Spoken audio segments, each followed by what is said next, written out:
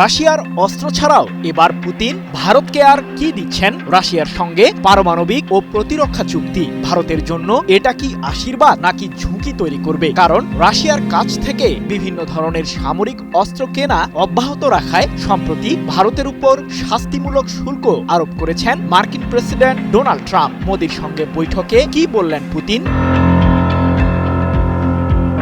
2 দিনের রাষ্ট্রীয় সফরে 4 ডিসেম্বর নয়াদিল্লি পৌঁছান রাশিয়ার প্রেসিডেন্ট ভ্লাদিমির পুতিন। এ সময় ভারতের প্রধানমন্ত্রী নরেন্দ্র মোদী পুতিনকে স্বাগত জানান। কিন্তু যুক্তরাষ্ট্রের সাথে শুল্ক নিয়ে রেষারেষির মাঝেই হঠাৎ পুতিনের ভারত আগমনে কি ধরনের মার্কিনী প্রভাব পড়তে চলেছে দিল্লির উপর?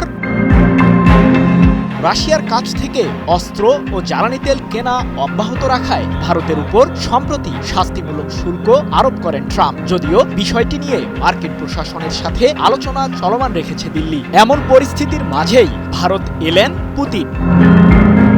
মূলত ভারতের সাথে আরও বাণিজ্যিক সম্পর্ক বৃদ্ধি করতেই রাশিয়ার উপর জারি করা পশ্চিমা দেশগুলোর নিষেধাজ্ঞার মাঝেও দিল্লি এলেন পুতিন। 2030 সালের মধ্যে এই বাণিজ্যিক সম্পর্ককে $100 বিলিয়ন উন্নীত করার লক্ষ্যমাত্রা ঠিক করেছে ভারত ও রাশিয়া। যদিও কয়েক দশক ধরেই মস্কোর কাছ থেকে অস্ত্র কেনার দিক থেকে শীর্ষ অবস্থানে রয়েছে দিল্লি। 5 ডিসেম্বর এক প্রতিবেদনে বিষয়টি নিশ্চিত করেছে ব্রিটিশ বার্তা সংস্থা রয়টার্স।